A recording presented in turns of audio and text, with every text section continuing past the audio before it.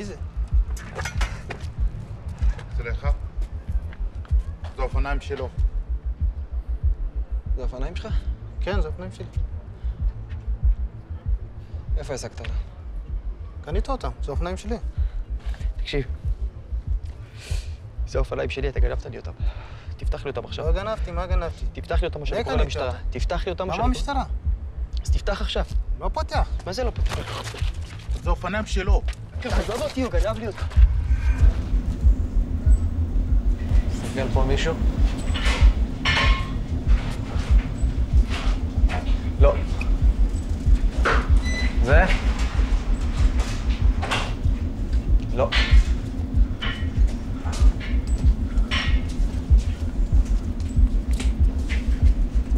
זה? כן.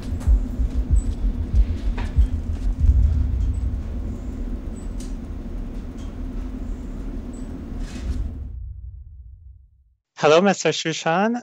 Thank you for coming to this interview. So how are you doing? I'm great. I'm great. Now I'm in Israel. Currently, I'm in Israel, in Tel Aviv, in quarantine. We came back from abroad, and here tomorrow we're starting the big lockdown. So, you know, I guess, yeah. I'm going to experience the real thing. Oh, wow. Okay. How long is it going to last? Do you know? About 10 days. They're going to start with 10 days here. 10 days.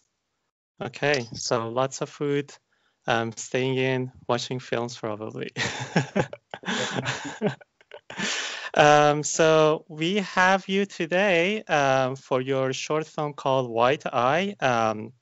The winner of the Grand Jury Award from South by Southwest Film Festival for Best Narrative Short, the nominee for Bridging the Borders Award from Palm Springs International Film Festival, and the winner of Best Director from Rio de Janeiro International Short Film Festival. The film is now also being considered for Academy Award for Best Narrative Short. When I saw the film for the first time, it was very exciting. It was a very exciting experience. It's not easy to find short films that makes you excited these days, but thank you for that film. So we get to talk about a lot of technical stuff today, hopefully, but in a way that is also understandable for the general audience, hopefully. The story of the film is about this man called Omar Atias, who on the street one night finds his bike, or at least he claims that it's his bike. And then on the way to find the thief and get his bike back, he has to make a lot of difficult decisions. The film is pretty tense. It's very suspenseful. So I'm gonna jump into the very thing that I saw online. It was based on a true story. Very loosely based on a true story, apparently. Can you talk a little bit on that before we get to talk about the long take in the film? Yeah. So actually, I didn't plan to write about this or to make a film about this, but on that particular day, I was about to meet my mentor, and we were working on another film that I was developing back then. And on my way to meet her, this story, most of it happened to me. And I felt so overwhelmed, and I felt so bad with my actions. And I just told her what happened, and she told me, okay, just write it down. And I wrote the script in like 40 minutes, and it was like to write a dream when you wake up in the morning, because it was so clear what happened there. Like every moment, I remember it so well, and it affected me so hard. So it was very easy to write the script for this film, and I felt it's perfect for a short film because it's happening in this 20 minutes length, and it's also the topics that I always want to talk about: the difference between classes, the immigrants, and yeah, all the levels between the society. So it was like perfect for me to make film about it. Perfect. So how much of that, so you said that you wrote the screenplay in 40 minutes. How much of that was like kept? Was it mostly the same thing that we saw in the film? 100% the same thing. 100%. Yeah, I didn't So, have. wow, okay. So the experience must have been very powerful. How long was it between the writing the screenplay and shooting? Okay, so I wrote the script, and then I sent it to the Film Foundation. In Israel, you can get money only from film foundations. And the first one, which is Makor Film Foundation, supported me. And then I got the money, and it was like my first independent film after film school. And I really wanted to do it in one shot. That's what I felt. That was my instinct as a director. And lots of people around me tried to make me change my decision because maybe it's like too much for me to do it right now. Maybe it's not the time to take this risk and to get lots of money and like to screw your chances. So I went film it after I think 10 months with cuts, with different directing shooting plans. And after the first day, I went to the editor, and we worked on it. And I saw it, and I couldn't believe that this thing belonged to me. This thing is my voice. I just didn't see myself there. And then I decided to stop everything, reorganize, take with me only people that believe that it can be in one shot, not people that gonna tell me, no, you can't make it. And I only had money to make it only in one night because I spent half of the money. So after 7 months, which is 1.5 years after I wrote the script,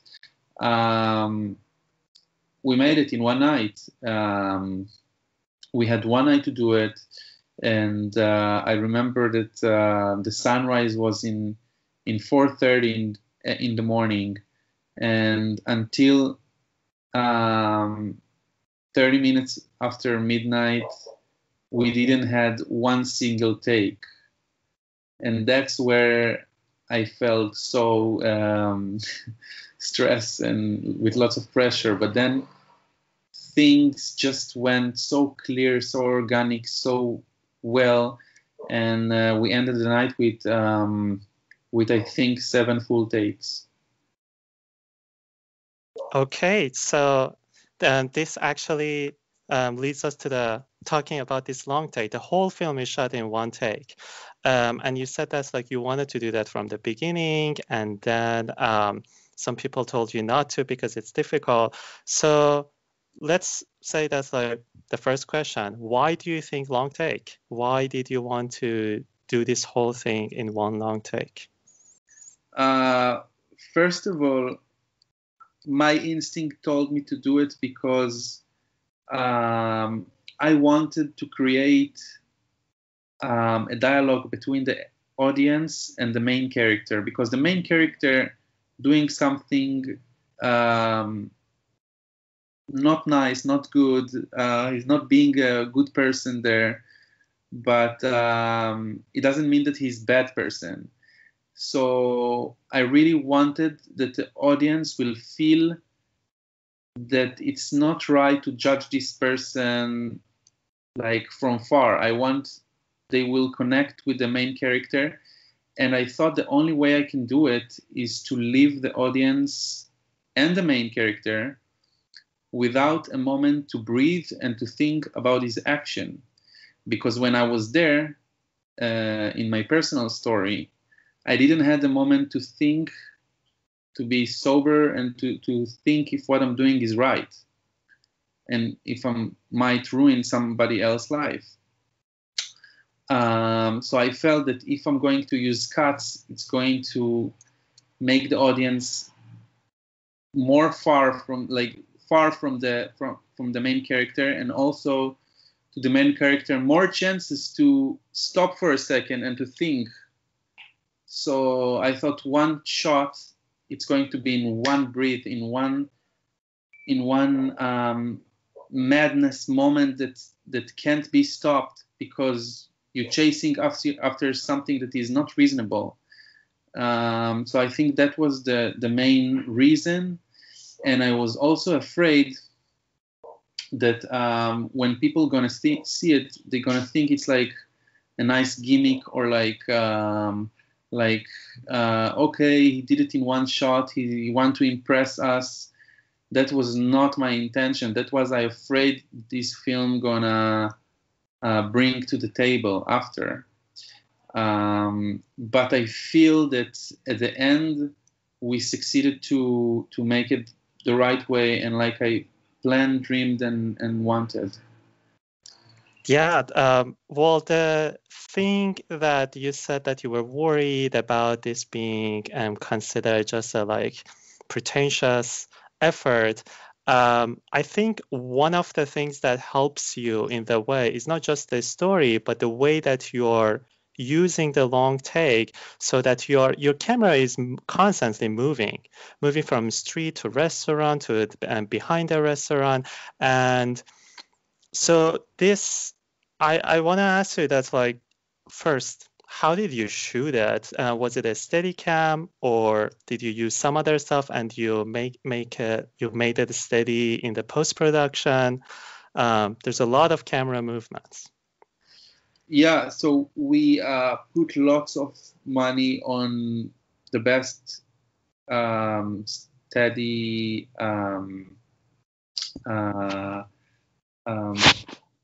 operator in Israel, and he built himself, fits to his body, some really good Steadicam device, and I wanted it to be with Alexa camera, but we only could use mini Alexa because for 20 minutes he couldn't carry something bigger than that. And we also used the 27, I think it's cookie lens. That's how you call it, cook or cookie. I don't remember the. Anyway, I'm not really good in technical stuff.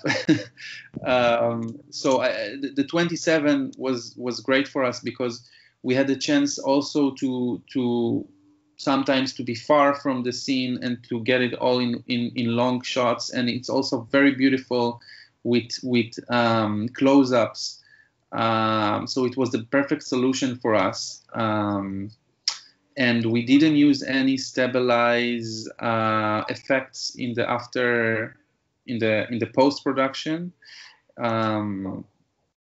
We try to keep everything be solved in the while we're shooting, because we didn't want to deal with things after, because we didn't have money. We knew that we have to get most of the things that night, so we had so many rehearsals, and everyone knew where you need to go. Also the focus puller, also the gaffer, everyone knew where they're going, not just the actors. You know, it was a choreography that we built for each person in the crew, because we filmed 360, and one person that stayed behind, it's like huge shadow in the wall. So everyone need to do their job and also to know where they walk and where they go in every moment. Yeah. Okay. So let's talk about this rehearsal. I want to ask you to like explain more of this rehearsal process. What did you do? It's, as you said, it's a 360. So that's like the camera like shows around, and we're going to talk about it. It's like it's a wide angle lens. It actually shows a lot of the background and everything. So even hiding stuff is difficult. So yeah. So how did you rehearse? What are the things that you counted for? How did you try to harmonize all the people in the cast and crew? Most of the crew and also all the lights and mostly the lights were in the second floor, so you couldn't see it. And the people that were with the camera, we were just like maybe we were 8 people, and we just shot the film only with like crew members to see where the shadows coming, only like rehearsals for avoiding shadows. It was very, very hard and challenging because we needed to bring all the lights that we wanted and to put it on the same way, and we couldn't fix it after if we see something that we want to change. So to make one shot in 360 with camera moving with wide angle lens, it's something that as a filmmaker, when you want to do it, I didn't know it before, I knew it after. You are very limited. You're very limited to changes if you feel that something needs to change, because if you change something, you change something that you work on for a few months and everything supposed to be on the same spot. So the technical menu of the film, of the set is very, very strict. You can't touch anything.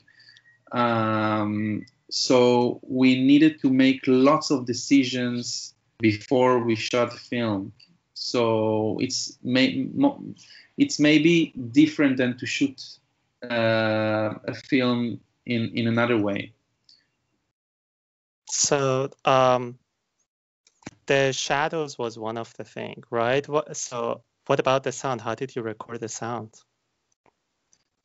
The sound, we took over 3 blocks. So we controlled every car, every person that's moving, this is an industrial area. In the night, no one is there. So we had all this area for our own. We got permission from the city hall. So, and we had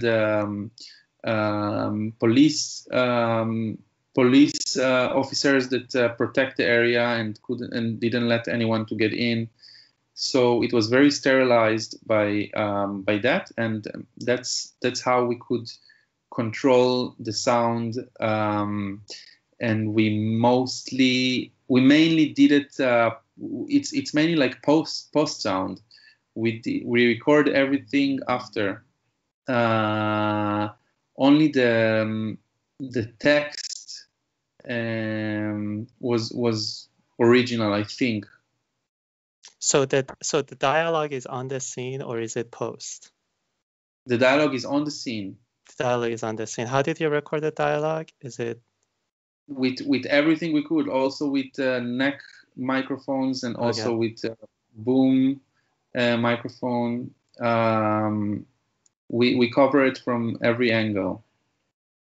And the nice thing about one shot, that's a positive thing for sound, that if for example a plane come and you can't control airplane, it doesn't matter because you don't have cuts, so you're gonna hear in the film the airplane. It's fine. You can in the post maybe volume it down a bit, but you don't fight with lots of noise that you can't control, because if it's coming, you put it inside the film. It's fine. Right. Which take did you use? You said 7 or 8 takes did you have? Which one did you use? Do you remember? Was it the last one? Yeah. No, it was not the last one. It was the 6th one. We had, I think, two before the last one. Okay. It's in the middle, I think, in the middle. Okay. So It's a weird question, but I'm always because I also shot one of my films. Like one of them was like very long take, and it was like the same situation. We started working on it for hours. We didn't have any take, and then we had like 15 takes. So I'm curious that. So you shot that 6th take, and then you shot the 7th and 8th take. What happened? Was it that's like on the set that you said that's like, I think that 6th take was good. I think that's my favorite one. Or no, at the 8th one, you said that's like, this is enough. It is sunrise. Then you went to the editing room and looked at them and then found that the 6th one was the best one. I knew that it's really good take, and I'm probably gonna choose it. But because we're talking about, you saw 20 minutes, but it's like 24. I cut 4 minutes from the beginning, so it was 24 minutes shot, and you say to yourself, okay, I saw it. You can't see it. You can't see the whole take during the shooting because it's like waste of time.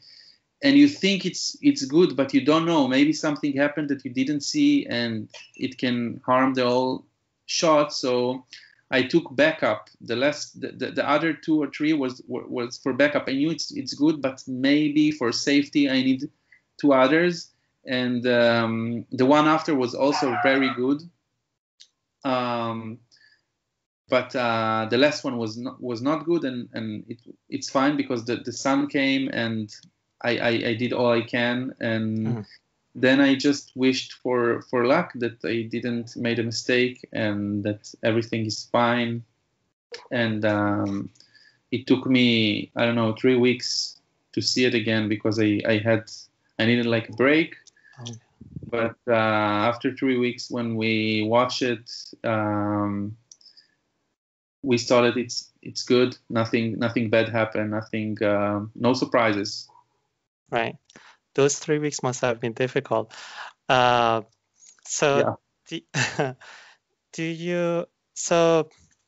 performance is very, all the performances are very good in the film. And maintaining a good performance for 20 minutes makes it even sometimes like easier if it puts the characters and the actors in performance in their character for a longer and extended time. It helps them, but at the same time it might be difficult if they forget one line or something. Can you talk about a little bit about how you work with your actors, some of the issues you may have faced? Yeah. Okay, so I really wanted, and it was very important for me that the main actors, Omer and Yunus, the Eritrean refugee, will meet the first time that we shooting. We didn't have the rehearsal with both of them. So that was something that was very important for me the first time that this character meeting. And to cast them, it was very, very challenging because I knew that it's supposed to be my character. It's the hardest to cast your character because you're so judgmental and you all the time try to see yourself. But at some point after I met lots of people, I knew that I need to like let it go and just not find the same person as me, but someone that have this thing in their eyes that they're not really they have like good eyes. I wanted someone with good eyes, with someone that can't harm a fly, and doing something that to this person.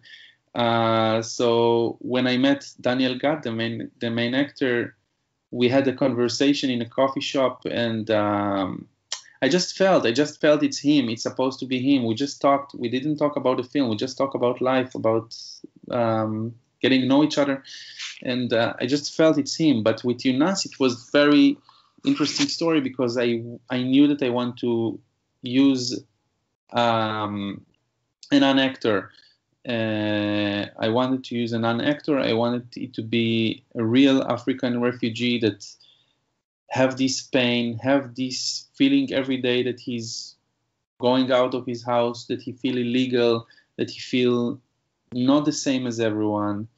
It's something that it's very, very hard to copy. And I knew I want a person like that understand the story, understand the position of this character.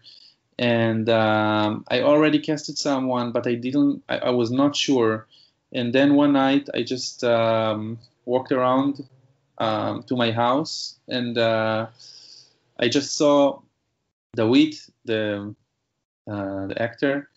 He was washing dishes in some hamburger shop, and I saw him from a small window. I just saw his face and how he worked and how he. I saw his body language, and I looked at him on maybe like 20 minutes, and then I just told him from the window like I want to talk to him, and he didn't understand, and he was afraid a bit because maybe I'm part of the authorities or like someone to like why I want to talk to him. And then I just told him the story. He was in shock. He didn't believe. And I told him, let's meet for a coffee. And the next day we met, and I discovered an amazing guy with crazy, crazy personal story, super sad. And we also became friends. And then we started like to work on it. And he studied Hebrew for this film. And he told me that he doing it not for money, because there is not lots of money in it, not for anything, only because he recognized the pain in the main character, and he feels that he need to do it for his community. He wants to be their voice. He felt like he felt it, and I love it. I love that people create from their guts, you know, and I feel that he was the, you know, he had amazing performers, and also in every other take he was never the problem, you know. We stopped takes because other actors or like camera or like lights, but he was perfect all the time. I guess that's how it is to make things with lots of passion and drive. Yeah, I mean, in this kind of story, it's so easy for the actors to like become too much. But for both Omar and Yunus's characters, the actors like are very subtle in their in the expression of their feelings. Sometimes they don't express it at all, which makes us actually see it even more. So let's talk about your the mise-en-scène and also the use of lens that helps that mise-en-scène. You're using wide-angle lens. There are multiple planes in front of the camera most of the time. So usually there are like the main story is happening in the foreground, but then there's a middle ground when someone is observing. Either it is a couple of characters sitting on a bench, or if it is the sex worker that sometimes comes and goes. And then there's the background. And the background is very interesting because background is the part that there are these passages of cars, whether it's the police car or whether it's the car that comes and picks up the sex worker, and then there's the bar in the behind them. So yeah, I wanted to talk a little bit about your design of those multiple planes, and yeah, it's actually a difficult choice, especially for a long take. The aspect ratio, it's a wide screen too, so makes it also more difficult for a long take. So you made all the difficult choices for a long take. Can you talk about this choice of mise-en-scène and the lens and aspect ratio? Yeah, it's a lot, but yeah. Actually, no. The answer is very. For me, the answer is very short. Not short, but like. I just tried to understand every moment what I should do if I wouldn't do it in one shot. If I had the chance to make it like to put the camera somewhere, where I put it. And then I just left the camera and let the character making long shot or close up by them coming to the camera, going from the camera. So the characters changed the camera, the kind of shot, you know. It was transferring from long shot to close up lots of times, but the characters did it. The camera didn't do anything. I didn't want to do anything to the camera that the audience will feel that the camera don't have motivation to go there. The camera always go to a place that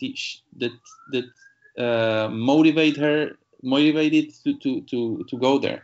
So I used the characters to change the mise en scène, and about the main shot with the restaurant behind, with the road, with the cars, and to put the bikes. I just saw this location, and it was just something that I can't even explain. I just saw it happening in my mind, and it's like a magic. It's just like you see everything suddenly so clear.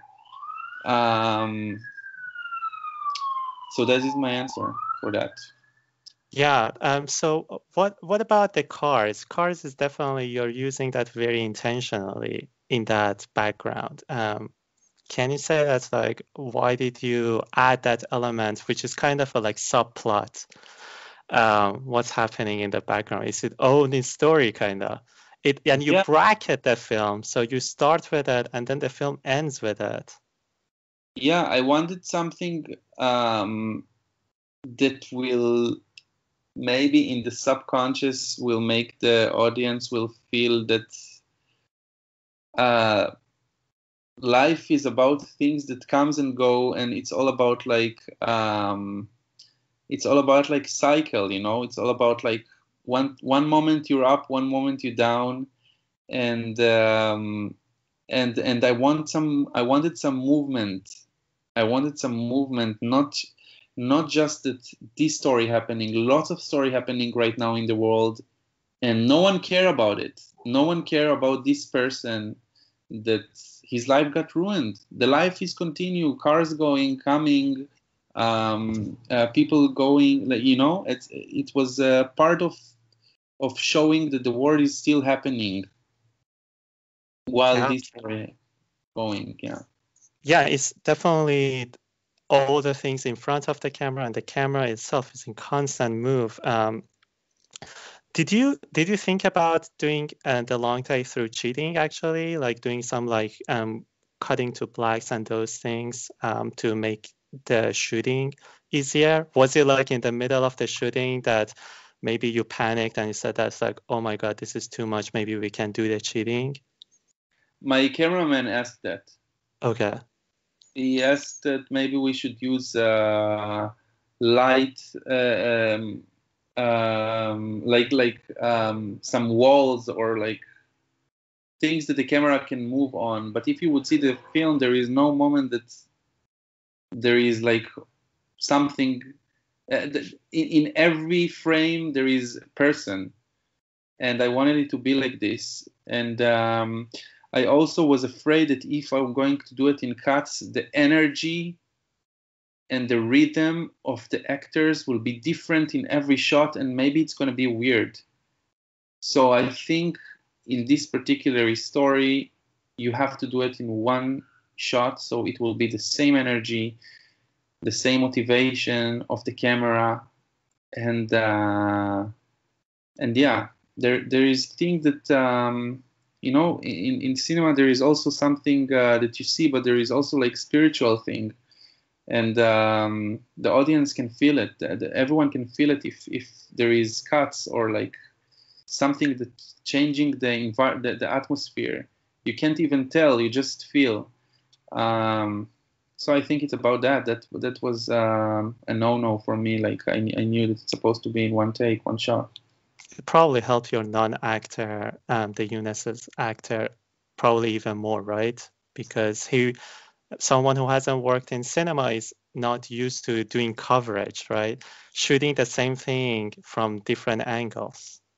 Yeah, but I think that before it was my main concern, because this person maybe will forget what he's supposed to say. Maybe he will stop and look at the camera because he don't know how to improvise. We didn't work on improvising. We worked on what he's supposed to do and what he's supposed to say and how he's supposed to feel. But what happened if he's stuck, if he forget things? I was very concerned about it. But he came so prepared that after the first take with him, I saw, okay, this guy is like not going to be the problem tonight. That's great. So can I ask about the sound? Because like while your image is actually very crowded and there are multiple things happening at the same time, you left the soundtrack kind of sparse. So there is it's mostly dialogue and then some background noise of the bar restaurant or the cars passing. The film starts with the Omar sound on the black screen, and in the end, you use your use of off-screen sound in the end to reveal what happens with the bike in the end is also very interesting. But in the middle, you left the soundtrack very sparse, and you didn't do the same thing with the image to the sound. Why is that? I felt that there is difference between the end and the rest of the film. I felt that the film's supposed to be very sterilized. The story is supposed to talk. It's not like a film that you're supposed to that's supposed to be beautiful or like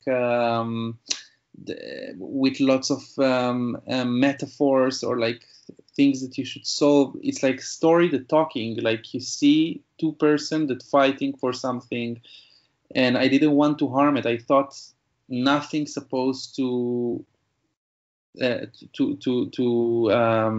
harm it, these moments.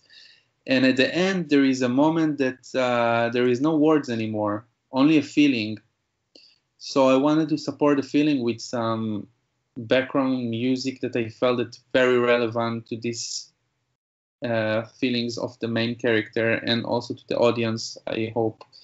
And since I remember myself in film, I was very, very careful with putting music because it can, maybe for yourself it can sound nice, but it can harm and take the purity of the creation to some other places. But I felt that in that moment it was very it fits the mood, the feelings, and it's also very simple and not very there. It's like behind. Yeah, and it enters at a very good moment because it's at a moment of that shock moment close to the end that you punctuate the music on that. So we don't really hear it coming. It very naturally enters the soundtrack. And it's very interesting because then after that, when you follow Omar, then the camera becomes more of an observer. So it's like Omar goes to the ATM and the camera stays out and slowly walks in toward Omar, but stays afar. You change from following Omar to suddenly observing him from outside. And then in the end, you don't even show Omar. He's like probably one of his most important acts. It happens off camera and then he's off. We don't see the end of this character. Can you talk about that choice a little bit? Yeah, it's happening after the music actually started after he closed the fridge and he realized the whole story. Sorry, and then the moment that he's going to the ATM is like a moment that I think he is taking money from the cash machine, but inside of him he's looking on himself and trying to figure what he did to himself. The camera is there to show his mind, that he's looking on himself now, taking money. After a few moments ago, he agreed to give the same amount of money to a person that want to cut his bike, and make this whole mess just because of his ego. So it was a moment that I wanted to show him from far, to show his thoughts about himself, how he see himself. And then the camera just going with him, carrying him to the moment that he realized that there is no good end for this. And he disappeared. It was very hard choice for me to decide if we supposed to see him getting far. But he disappeared because he's not more important than the other guy. He just disappeared, you know, and the bike are there to put two pieces because no one should get them now. And I think that was the main reason. Yeah, it's very interesting because you say that, well, the other character, Yunus's character, disappeared while he was gone. Why would I not make the other character disappear if I want to treat them equally? That's very interesting that you show that message and just through style and how you just move your camera around. The choice of the location, can you say that's like how you found that location? And what are the things that you changed in the street? It's a very, like, it's an interesting landscape. As you said, as it's industrial, but it looks worn out. The sign of the street looks worn out. The street looks that nobody's taking care of it. Yeah. Yeah, I actually decided this location because of the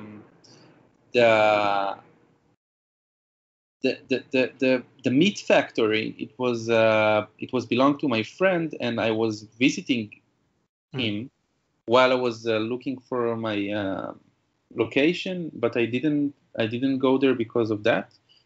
And then I saw the fridge, and I saw all the meat pieces, and I thought that it could be the perfect image for the film, how people hiding from the authorities, how people feel, and how we use them for work, like piece of meats. I don't know, it's all got connected to me just for this image. And then I knew that it's supposed to be there, so I just built everything, all this script, I just built it because of that moment, that image, that I wanted him to see them hiding inside, and he closed the fridge. That's the whole reason that I choose this location. Perfect. That's a great choice because like that moment is very powerful. It's definitely a very powerful moment. Is there anything in the film that a non-Israeli viewer may miss? Yeah, I think. Okay. Do you know what they might be?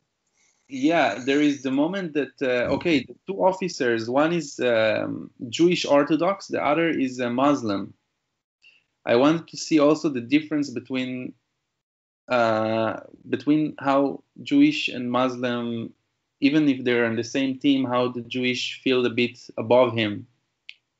The Jewish person feel a bit above him.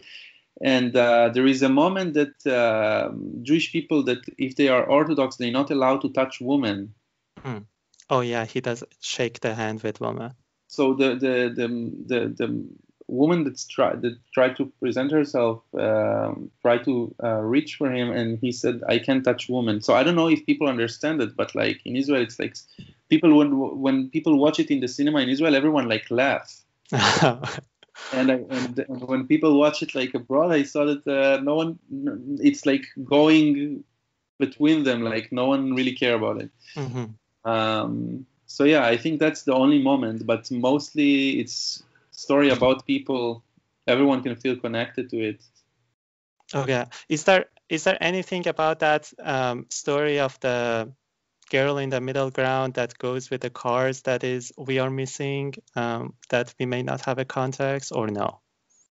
No, it's just another Okay. horrible things that happen in the background and no one cares. Okay.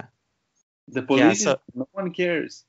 Right. Yeah, you're saying that like, well, they're focused on the visa of this person, but the infrastructure is actually crumbling.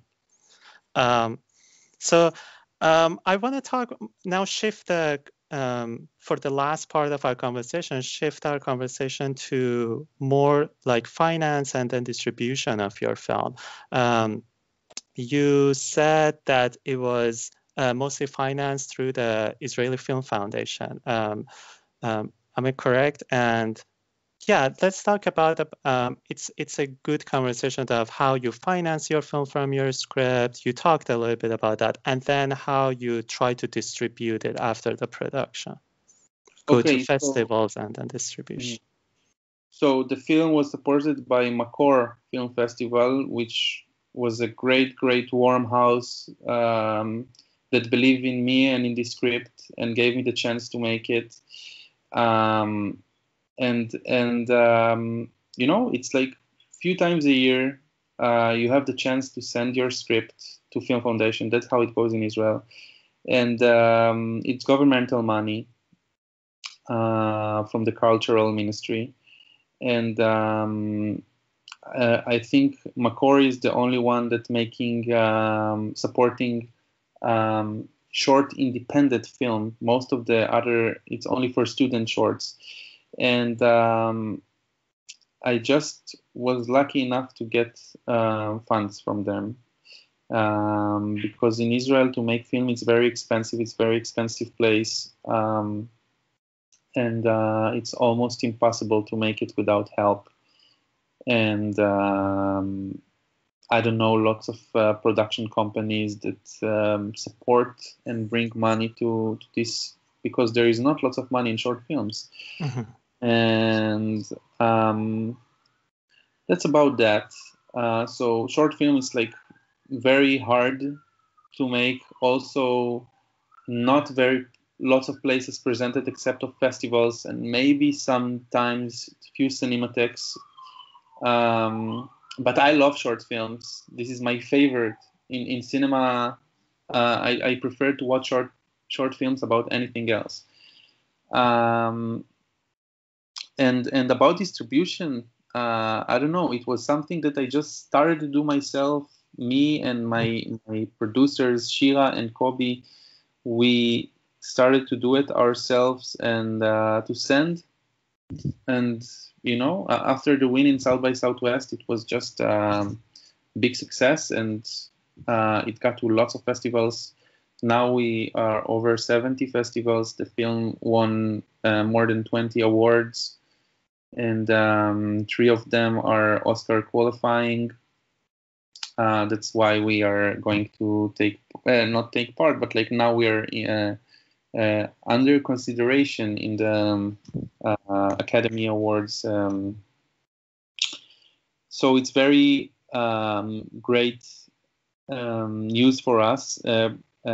Distribution is something that I learned by myself how to do, and ask friends that did it before. But it's very it's like part-time job. You work on it, like you send films, you send your film, you all the time in contact with film festivals, and it's also very expensive. It can get very expensive, but when you know the direction of your film, when you know where people like it more, where people like it less, and it took me about 1 or 2 months to understand the path of this film. And since then I was I had a plan where to send it and where not. because I didn't want to spend lots of money. And I figured it out. So you didn't get any distribution company to do that for you. You did it yourself. Yeah. Okay. So you're working on a feature. I read that it's called Between the Sand Grains. Can you talk a little bit about that? Where maybe a little bit about the premise, where in the production or pre-production you are? Those I'm things. really in the beginning of it. I don't know where it's gonna go, but I can tell you it's the development of White Eye. Okay. It's gonna start like White Eye, and this character gonna meet each other in the future, and surprisingly, they're gonna be really good friends, and they're gonna help each other. Okay. Yeah. That's interesting. So after all, you don't have to answer this question if you don't want to, but after all, was Yunus deported? Yeah. Was he? He was deported? In real life? No, in the film. Now that it's gonna be a feature. Do you know if he's deported or not yet? Let's leave some Yeah. something for the future, you know? Yes, I agree. Okay. Is there anything that you wanted to say that you didn't get a chance to say?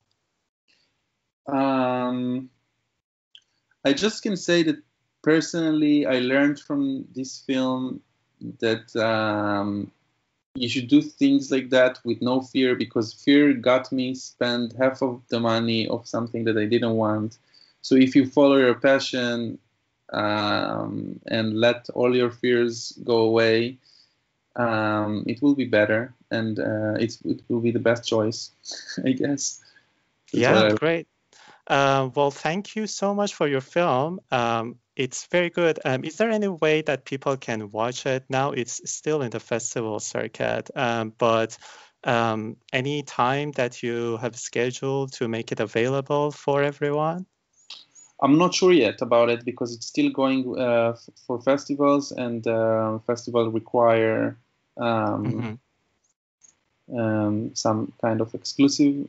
So now it's going to be this month in Clermont-Ferrand in French, which is the biggest short film festival in the world, and also in Vilna International Film Festival, and in Miami Jewish Film Festival, and that's it for January. Perfect. So hopefully whenever it's available for public, we can also put the link to your film.